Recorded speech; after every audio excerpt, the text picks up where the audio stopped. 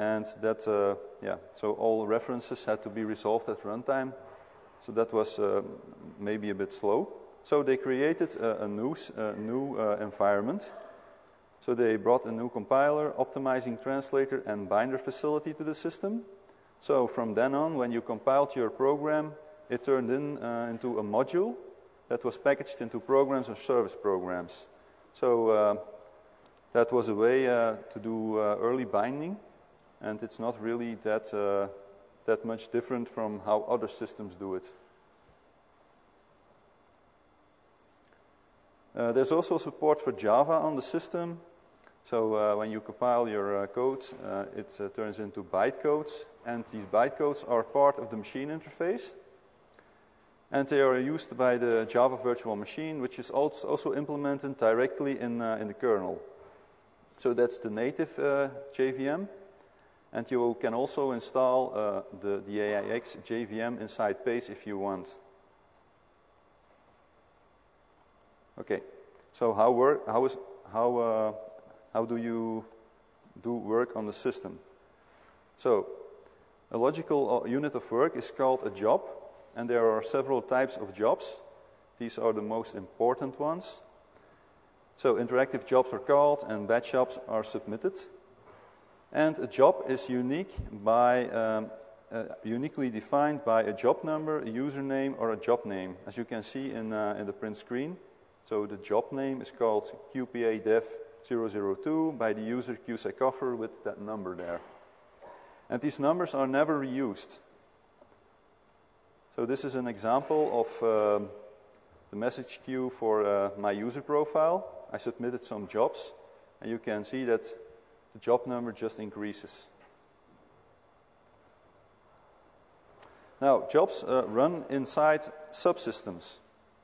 There is one big controlling subsystem on the system, and the system comes by default with these two controlling subsystems. You can set them in a system value, and the QCTL subsystem will create all these subsystems, and the QBase subsystem will only create a part of those, a subset.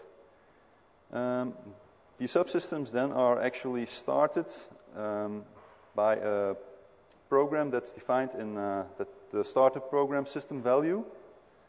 And if you want to put your system in a restricted state, that is also possible. So you can just end all subsystems, and you can run your backup jobs inside the controlling subsystem. So you bring everything down, all logs are off your files, and you can just take your backup. Many people actually do that. This is an example of the startup program. So this is the line of code that starts the QInter subsystem. And this is the work active job command. So this is actually a job that's running. It uses 22.07% of the CPU. It's an interactive job running on my workstation. And the user is QSecoffer. And it runs under the QInter subsystem. These are some other types of jobs. For example, AutoStart job, batch job, a subsystem, a writer job. And there are also the system type jobs. For example, the database server. So the database server jobs are type system.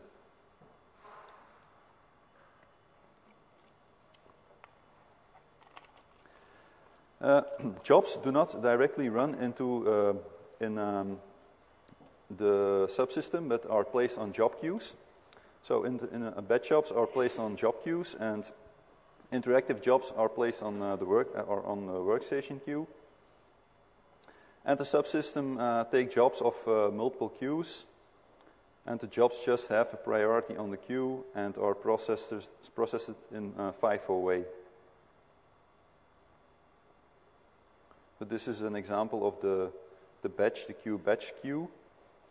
Job queue, and you can also see the name of the job, and the user and the job number, and it has a priority, and I put it on hold because otherwise I couldn't take the print screen. Okay, another nice thing is that you can divide the memory of the system into storage pools. By default, there are two major pools: the machine pool, where all the system jobs run, and the base pool, where everything else runs. And you can create your own pools for other things if you like. And the nice thing about pools is that they are dynamic. They can adjust their own paging options and their own size and job activity level if you set the right system value. And you can also create fixed size pools to run some jobs in. That's also supported. These are 4 pools that are on my system.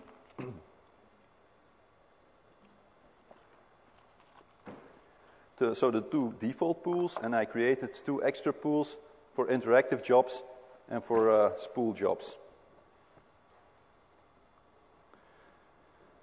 Then you can assign these pools to the subsystem by assigning it to a subsystem pool. So by default, every subsystem uses the base pool, and if you want to put jobs in other pools, you can add these. So I created a pool for the QInter subsystem and for the spool subsystem, and I can assign them there. So for example, the QInter subsystem, this is another view. So the first subsystem pool was assigned to the base pool, and the second was assigned to the interactive pool. You can also see how much of the capacity of the pool is used, and yeah, a global overview of the system resources. So the amount of disk space that's used, the number of jobs in the system. Now, how does a job know in what subsystem pool it has to run? Well, a job has this job description that was also on one of the previous slides. It was a default job description there. And this job description has some job attributes, which are not runtime attributes, but some other stuff. And so especially, it contains routing data. And when the job is taken off the job queue by the subsystem, it compares this routing data with a few routing entries. And the routing entry defines which subsystem pool the job should run in. And also it assigns or chooses under which class the job should run. And there, in the class object, are the runtime attributes of the job. Yeah, I have a print screen of that later. So this is a default routing entry, or some routing entries, and the one with the red box is the default one. And this is, if this routing entry will make sure that the jobs that match it will run in pool ID 2 and will use the class QInter. And this is our details of the class.